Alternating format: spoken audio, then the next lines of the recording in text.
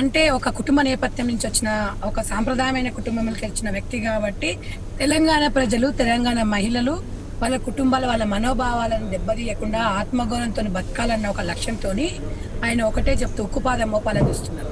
అంటే గతంలో మనం చాలా మందిని చూసినామమ్మా, సెలబ్రిటీస్ పిల్లలు కూడా విచ్చలవిడిగా సంసారాలు కూడా ఖరాబ్ చేసుకున్నాయి. పేర్లు మనం అవసరం లేదు మనకు, కానీ ఇవాళ వాళ్ళకి వాళ్ళ సాంప్రదాయాలు లేకుండా వాళ్ళు ఒక ఇండివిజువల్ గా పెరిగి ఒక డ్రగ్స్ తీసుకొని పబ్బుల కల్చర్, రేవంత్ రెడ్డి గారికి డ్రింక్ చేసే అలవాట్లేదు, ఒక స్మోక్ చేసే అలవాట్లేదు, ఒక రాజు మంచిగా ఉంటే ఆ రాజ్యం బాగుంటది అన్న ఒక నినాదంతో వెళ్తున్నారంటే గత పాలన గురించి నేను విమర్శించను. గత పాలకుని గురించి ఏ రకంగా ఉందో తెలంగాణ ప్రజలందరూ తెలుసు.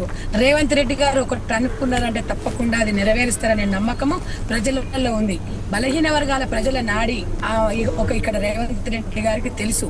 కాబట్టి ఒకటైతే నేను చెప్పగలుగుతున్నానమ్మా, ఈ డ్రగ్స్ విషయాలలో ఎన్ని ఆఘాత్యాలు జరుగుతున్నాయి, కుటుంబాలు ఖరాబ్ అయిపోతున్నాయి, వాళ్ళ పిల్లల జీవితాలు ఖరాబ్ అయిపోతున్నాయి. సెలబ్రిటీస్ పాపం వాళ్ళ పిల్లల్ని కూడా ఏం చెప్పలేకుండా విచ్చలవిడితనానికి వాళ్ళని వదిలేసి వాళ్ళ కుటుంబాలు ఆగమైపోతుంటే కూడా చెప్పలేను. నేను అనేది ఏంటంటే పబ్బు కల్చరు, ఈ డ్రింక్ కల్చరు ఇవన్నీ కూడా మనం వాళ్ళకి అందుబాటులో లేకపోతే, మనం గతంలో చూసినాం ఎన్టీ రామారావు పీరియడ్లో మనకి మందు దొరకకపోతే అక్కడ మద్యపాన నిషేధం ఉంటే మహారాష్ట్ర పోయి తెచ్చుకునేవాళ్ళు. మన తెలంగాణ అప్పుడు మన రాష్ట్రంలో అసలు మద్యం లేదు. అంటే అక్కడ లేదు కాబట్టి చాలా అక్కడ అత్యాచారాలు ఇవన్నీ కూడా చాలా ఆగిపోయాయి. ఇప్పుడు మీరు ఉన్నారమ్మా, మీరు ఒక మీడియా రంగంలో ఉన్నారు, మీకు ఏ టైమింగ్స్ అంటూ ఉండవు. ఏదైనా ఇంపార్టెంట్ ఇష్యూస్ ఉన్నప్పుడు మీరు రావాల్సి వస్తుంది. మీరు 12 గంటల కన్నా రావాల్సి వస్తుంది. 12 గంటలకి మీరు ఇంటికి వెళ్ళాలంటే ఎలాంటి పరిస్థితి ఉంది మీకు తెలుసు.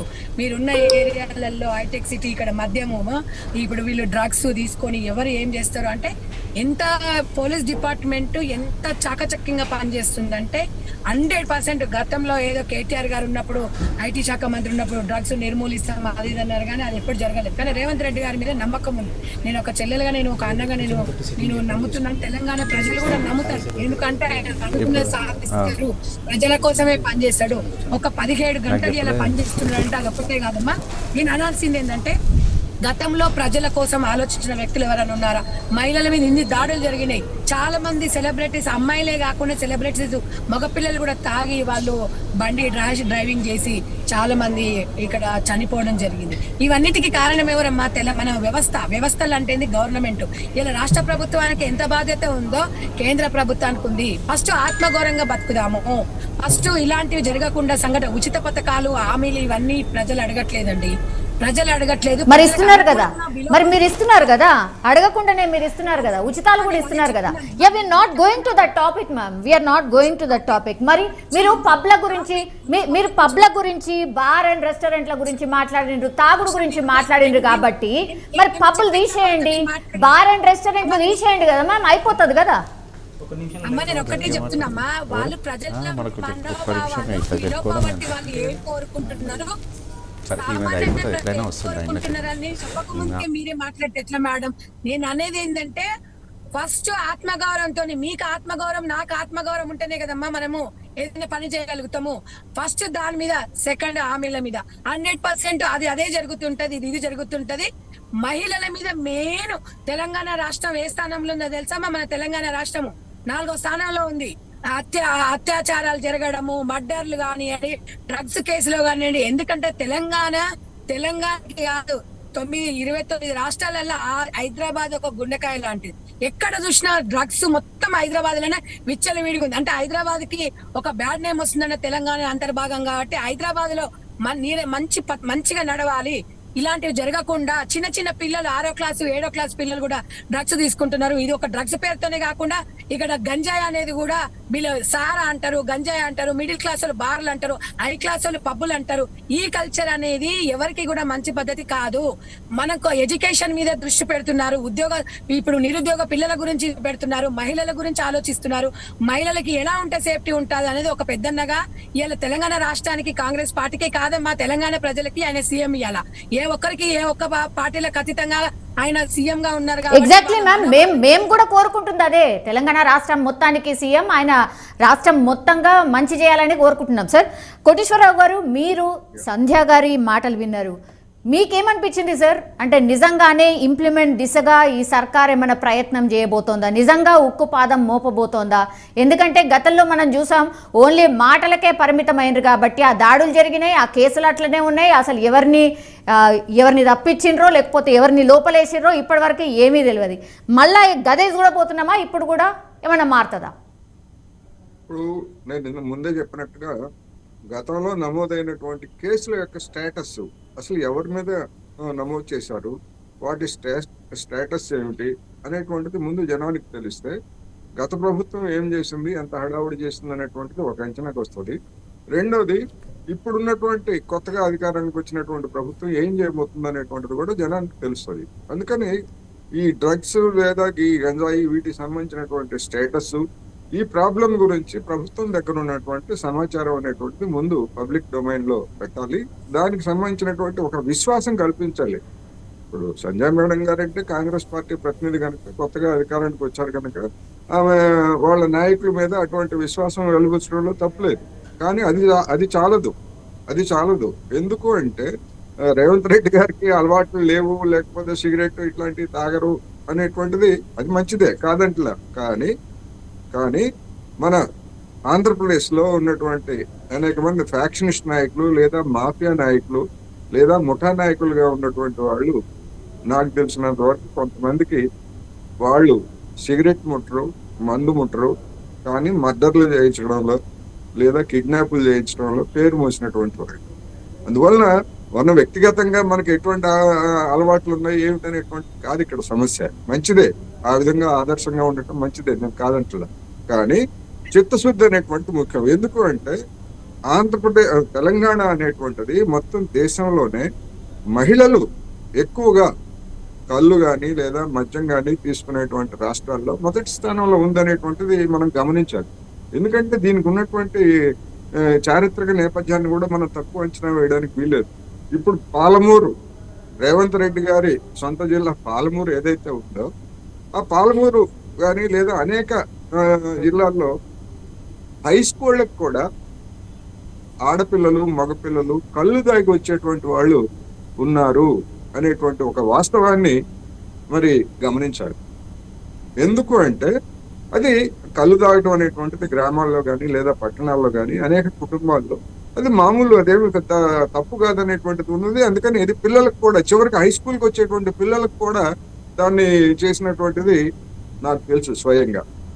అందువలన ఈ విధమైనటువంటి పరిస్థితి తీవ్రంగా ఉన్నప్పుడు దానికి అనుగుణంగానే చిత్తశుద్ధితోటి పనిచేసేటువంటి సిబ్బందిని, అధికారులను నియమించాలి. ఎందుకు అంటే ఇలాంటి మాఫియాల దగ్గర డబ్బు అనేటువంటిది పెద్ద ఎత్తున ఉంటది ఇలాంటి మాఫియాల దగ్గర. అందుకని వాళ్ళు సిబ్బందిని, అధికారులను కూడా బ్రేక్ చేయడానికి ఎంతైనా ఇచ్చి బ్రేక్ చేయడానికి కూడా వాళ్ళ శక్తి సామర్థ్యాలు మనకి బయటికి కనిపించవు.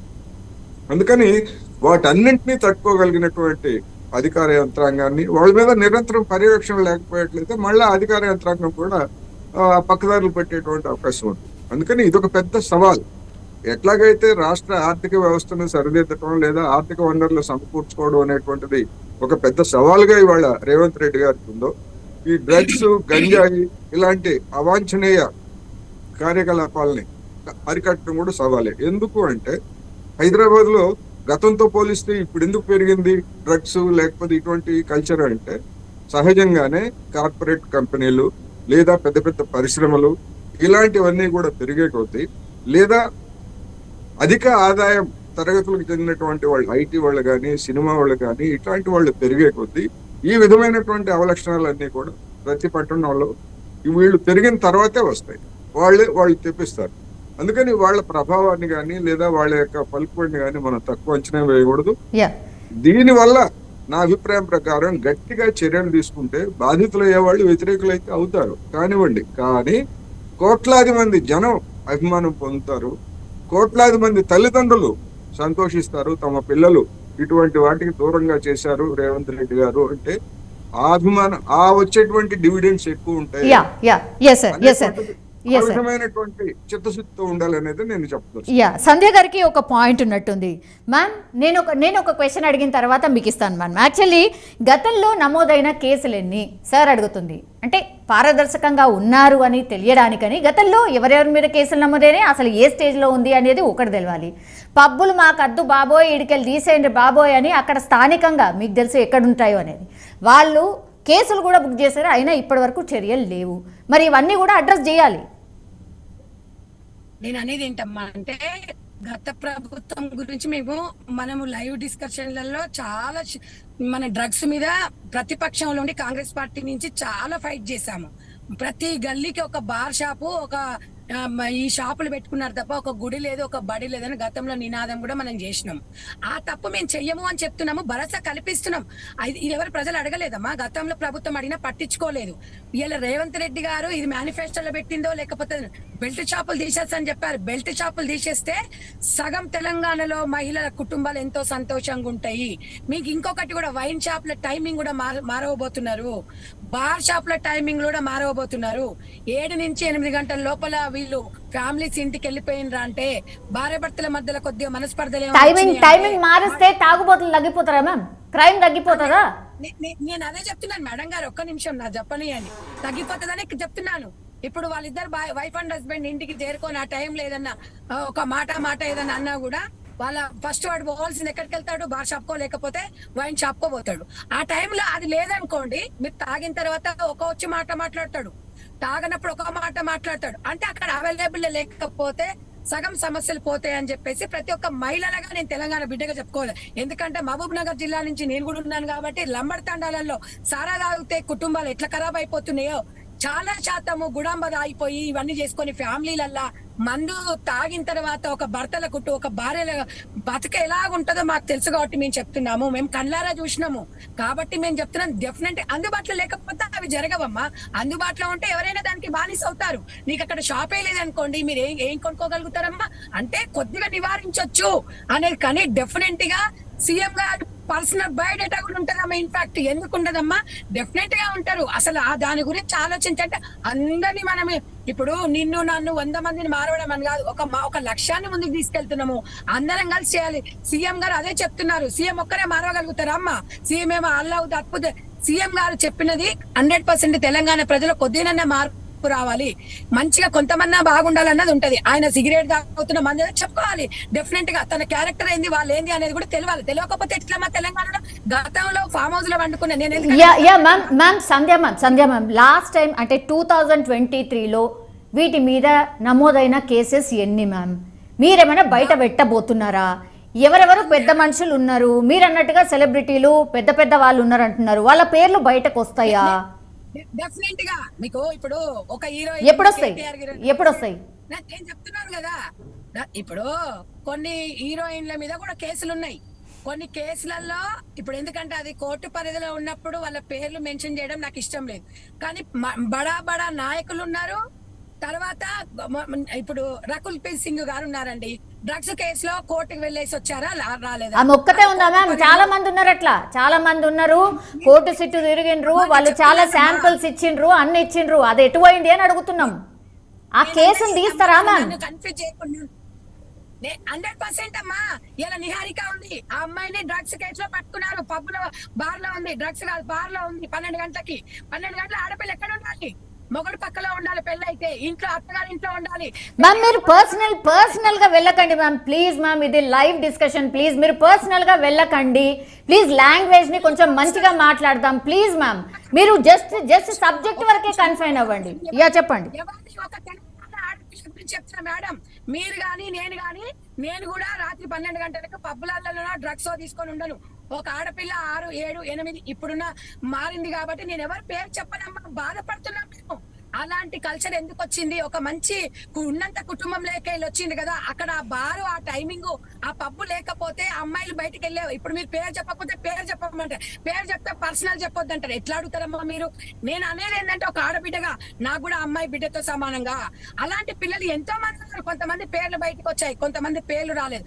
అంటే ఆ అవకాశం అక్కడ లేకపోతే ఏదైనా ఒకటి ఉంటదమ్మా. ఒక ఆడపిల్లకు కొన్ని ఉంటాయి, కొన్ని కట్టుబాట్లు ఉంటాయి. 10 అయిందంటే 9 అయిందంటే సరే డ్యూటీ చేసుకొని వస్తున్నట్టు ఒక సెక్యూరిటీ ఉంటుంది.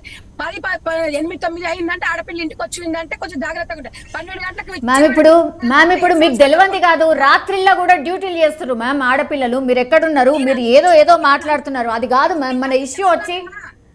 అమ్మా వినండి, నేను అదే చెప్తున్నాను, నైట్ డ్యూటీలు చేసే వాళ్ళకి సెక్యూరిటీ అవసరం అని చెప్తున్నా. ఎందుకంటే ఇప్పుడు ఐటీ వచ్చింది కాబట్టి నైట్ షిఫ్ట్లు ఉన్నాయి. నేను అదే చెప్తున్నానమ్మా, చేయొద్దు అనట్లేదు. అంటే కొన్ని ఇప్పుడు ఐటీ వాళ్ళ పని మీద వెళ్ళి వాళ్ళు రావడం వేరు. టైం పాస్ కి పబ్లలోకి పోయి 12 గంటల రాత్రి డాన్సులు చేసి డ్రగ్స్ తీసుకొని అది వేరు. ఆ కల్చర్ నువ్వు నేను మీరు కూడా నా సిస్టర్ లాంటి వాళ్ళమ్మా. మీరు నేను మనం సమర్థిస్తామా చెప్పండి? yes ma'am